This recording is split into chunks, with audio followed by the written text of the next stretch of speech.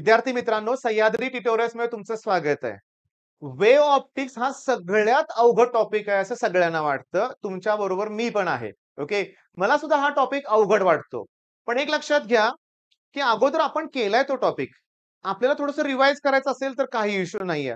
पण मी हा टॉपिक अगोदर केलेला नाहीये. तर अशा मुलांसाठी मी सांगेन, की करा हा टॉपिक. ओके. ह्याच्या अगोदरच्या व्हिडिओमध्ये ना एका मुलाने एक कमेंट केलं होतं बघा, मी ते डिलीट केलं. तो चिडला होता, वैतागला होता. तो म्हणला, "या स्टेजला करायला सांगतोय, होईल का माझ्याकडनं?" ओके. त्याची भाषा पण बरोबर नव्हती. असतात अशी थोडीशी मुलं. डिलीट करूया त्यांना, मी जसं डिलीट केलं तसं. पण मी सांगतो, नाही केलं ना तुम्ही, करा. काय करा? डायग्राम करा. का नाही होऊ शकत डायग्राम सांगा बघू? आरामात होऊ शकतात. कोणत्या डायग्राम करायच्या आहेत? प्लेन वेव्हफ्रंट, स्फेरिकल वेव्हफ्रंट, रिफ्लेक्शनची डायग्राम आहे, रिफ्रॅक्शनची डायग्राम आहे, यंग्स डबल स्लिट एक्सपेरिमेंट. हे प्रोनाउन्सिएशन तुम्हीच करा बरं का. माझं प्रोनाउन्सिएशन बऱ्याच ठिकाणी गडबड होते. Mirror, Fresnel biprism. बरोबर मी तुम्हाला सांगू का? रिफ्लेक्शन बऱ्याच वेळा परीक्षेत विचारले 3 मार्काला. Explain reflection using Huygens wave theory. Okay. राहिलं एक्सप्लेनेशन नाही जमलं आपल्याला. ओके. पण डायग्रामला 1 मार्क आहे ना. का सोडायचा तो 1 मार्क? हा टॉपिक डायग्रामसाठीच आहे लक्षात घ्या. इथं तुम्हाला Fresnel diffraction, Fraunhofer diffraction okay इथं फ्रेस्नेल पण आहे बरं का. मग दोघांच्या मधला डिफरन्स पण करा ना. ऑब्व्हियसली डेफिनेशन होणार आहे, तुमच्या डिफरन्स होणार आहे. फ्रेस्नेल डिफ्रॅक्शनची डायग्राम आहे बरं का, ती करा. ओके. त्याच्यानंतर मी तुम्हाला सांगितलं आता डिस्टिंग्विशचा प्रश्न सांगितला होता. कुठला? फ्रेस्नेल डिफ्रॅक्शन आणि फ्रॉनॉफर डिफ्रॅक्शन. डिफरन्सचा पॉइंट आहे याच्यामध्ये लक्षात घ्या. मेन पॉइंट काय, की एवढ्या डायग्राम तुम्ही करू शकताय, करा. करा, प्रॅक्टिस करा. बट डायग्रामची प्रॅक्टिस करायची कशी? मी तुम्हाला सांगतो. हे मी इंजिनिअरिंगला गेल्यानंतर शिकलोय. काय? की डायग्रामची प्रॅक्टिस करताना ना पेनानं करा, पेनानं. पट्टी, पेन्सिल, रबर बाजूला ठेवा इनिशियली. डायग्राम बघून घ्या, रफ काढा.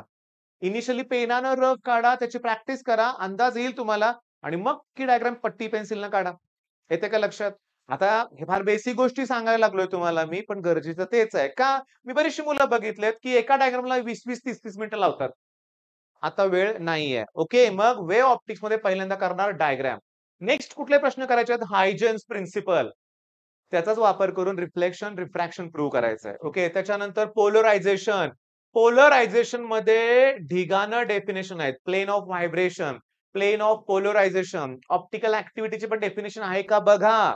त्याच्यानंतर Malus law, Brewster's law. Brewster's law सांगू तुम्हाला मी. Tangent of the polarizing angle is equals to refractive index of the refracting medium.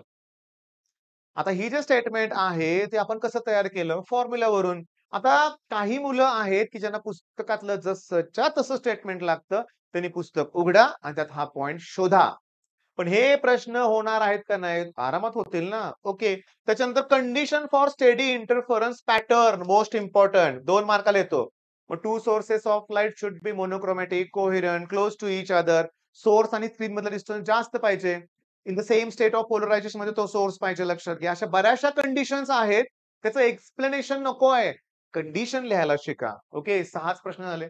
त्याच्यानंतर रिझॉल्विंग पॉवर ऑफ अ टेलिस्कोप. एकदम टॉपिकच्या शेवटी त्याच्यावरती जे न्यूमेरिकल आहेत ना ते करा. ओके. आता हे फॉर्म्युले बघा. इंटेन्सिटी इज प्रपोर्शनल टू एम्प्लिट्यूडचा स्क्वेअर. मग इथं जर मी फॉर्म्युला तयार केला, की I1 upon I2 that equals to काय येणार? A1 upon A2 bracket square. तर मॅक्सिमम इंटेन्सिटी असते, जर म्हणजे 2 सोर्स असतील, इंटरफरन्स होत असेल, तर maximum intensity I1 plus I2 असते आणि मिनिमम असते I1 मायनस I2. मग ह्या गोष्टी जर आपण लक्षात घेतल्या, तर तुमच्या एक गोष्ट लक्षात येईल, की इथं I max upon I minimum जर मी घेतलं, तर मला I1 plus I2, I1 minus I2 करावं लागेल. म्हणजेच मला हा फॉर्म्युला मिळेल.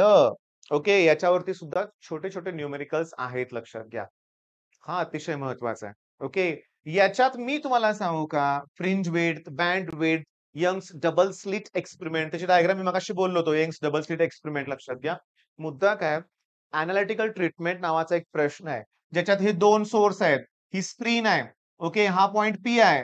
तो एवढ्या डिस्टन्सवर आहे. म्हणजे हा 5 डिफरन्स आहे. मग तुम्हाला या ट्रायंगलमध्ये पायथागोरस वापरा. या ट्रायंगलमध्ये पायथागोरस वापरा. दोघांची सबट्रॅक्शन करा. तो प्रश्न तुमचा क्लिअर होतोय. ओके. म्हणजे बघा 2 डार्क पॉइंट किंवा 2 bright to bright point consecutive मधल्या डिस्टन्सला आपण y म्हणणार आहे वाय का कुठलं नोटेशन आहे बघा, जुन्या सिलेबस मध्ये एक्स होतं. त्याचा फॉर्म्युला आहे N lambda D by D, bright point असेल तर. पण जर डार्क असेल, इथं बी लिहितो ब्राईट, पण जर डार्क असेल तर त्यातनं हाफ मायनस करा आणि लॅम्बडा डी बाय डी लिहा. लॅम्बडा म्हणजे कोण? वेव्हलेंथ. कॅपिटल डी म्हणजे कोण? सोर्स आणि स्क्रीन मधलं डिस्टन्स. स्मॉल डी म्हणजे कोण? दोन सोर्स मधलं डिस्टन्स. की जे गंमत सांगू का? स्मॉल डी म्हणजे कोण? दोन सोर्स मधलं distance. Source should be close to each other, मग ते मिलीमीटर मध्ये असतं. कॅपिटल डी खूप लांब पाहिजे स्क्रीन, मग ते मीटर किंवा सेंटीमीटर मध्ये येतील. वेव्हलेंथ नॅनोमीटर किंवा अँगस्ट्रॉम मध्ये येतील. म्हणजे एकाच प्रॉब्लेम मध्ये तीन तीन वेगवेगळे युनिट देतील. तुम्हाला सगळ्याला ना एसआय युनिट मध्ये कन्वर्ट करायला जमलं पाहिजे. मग लवकरच वेव्ह ऑप्टिक्स फिनिश करा. तास 2 तास लागू दे, काय हरकत नाही. 7 मार्काचा टॉपिक असेल कदाचित, मी चेक करू का? बरं एक काम करूया ना, काय चेक करूया माहितीये का? हे माझं नेहमीच काम आहे की जुलै 2023 चा पेपर चेक करूया. माझ्या बरोबर तुम्ही सुद्धा चेक करा की कोणते प्रश्न परीक्षेत आलेत. तर पहिला प्रश्न जो दिसतोय मला, ओके, अजून दिसला नाही बरं का, मी अगोदरच बोललो तुम्हाला. शोधतोय, जरा 2 मिनिटं थांबा. Second law, okay. Polarization phenomena बद्दल एक एमसीक्यू विचारले, लक्षात घ्या. ओके, म्हणजे हा प्रश्न राहू दे, एक एमसीक्यू सिंपल विचारले. मला ना 2 मार्काचे 3 मार्काचे प्रश्न शोधायचे की कुठले प्रश्न आहेत. ओके, सेक्शन बी मध्ये मला ना हा प्रश्न, सॉरी, व्हीएसए व्हेरी शॉर्ट आन्सर मध्ये एकही प्रश्न सापडला नाही. आता सेक्शन बी मध्ये condition for steady interference pattern, conditions for steady interference pattern, IMP आहे. लेटेस्ट पेपर मध्ये आलाय. 2 मार्काला म्हणजे 4 कंडिशन तरी लिहा. ईडी करंट जाऊ दे, law of length, moving coil galvanometer, de Broglie's ह्यातलं नाहीये, वेल ऑफ डेथ ह्यातलं नाहीये. पण मी जेव्हा प्रश्न वाचतोय ना, एक्सेस प्रेशर, लॅपलॉस लॉ तुम्हाला आठवलं पाहिजे. Well of death under root R G upon mu S, V equals to, हा फॉर्म्युला तुम्हाला आठवला पाहिजे. आता सेक्शन सी मध्ये बघूया आपण. Okay, input output period, beat frequency, orbital, Einstein's equation, short Paschen series, two capacitor, unknown resistance, the left gap. नाही की रे, सेक्शन सी मध्ये खरोखर नाहीये क्वेश्चन. आपण सेक्शन डी मध्ये पाहिजेच. डिस्टिंग्विश बिटवीन नाही याच्यातलं. फ्रेझनेल डिफ्रॅक्शन, फ्रॉनॉफर डिफ्रॅक्शन, डेफिनेशन्स विचारलेत. मग आपण डिस्टिंग्विशचा प्रश्न केला, त्या डेफिनेशन ऑलरेडी आपण घेणार आहे ना. आणि त्याच्यानंतर त्यांनी विचारले, okay, screen is 2 metre away, capital D ची व्हॅल्यू आहे. डिस्टन्स बिटवीन 10 ब्राईट फ्रिंजेस म्हणजे 10y इक्वल्स टू 2 सेंटीमीटर. बघा, 10y इक्वल्स टू 2 सेंटीमीटर. आता 10 इथं आहे, म्हणजे इथं 10 लॅम्बडा डी बाय डी ची व्हॅल्यू मिळाली आपल्याला. मग त्याच्यानुसार सेंटीमीटरचं मीटर करून मला स्मॉल नाही कॅपिटल, सॉरी, मला y ची व्हॅल्यू काढता येईल. म्हणजे बघा, स्क्रीनचं डिस्टन्स दिलंय म्हणजे कॅपिटल डी दिलंय, y ची व्हॅल्यू दिलेली आहे. आणि त्याच्यानंतर मी तुम्हाला सांगतो, वेव्हलेंथ पण दिलेली आहे. म्हणजे काय काय दिलंय बघा, y ची व्हॅल्यू दिलेली आहे, कॅपिटल डी दिलेला आहे, वेव्हलेंथ सुद्धा दिलेली आहे. टी व्हॅल्यू 10 तुम्हाला माहिती आहे. मग उरलो कोण? Small D. आणि क्वेश्चन पण तोच आहे.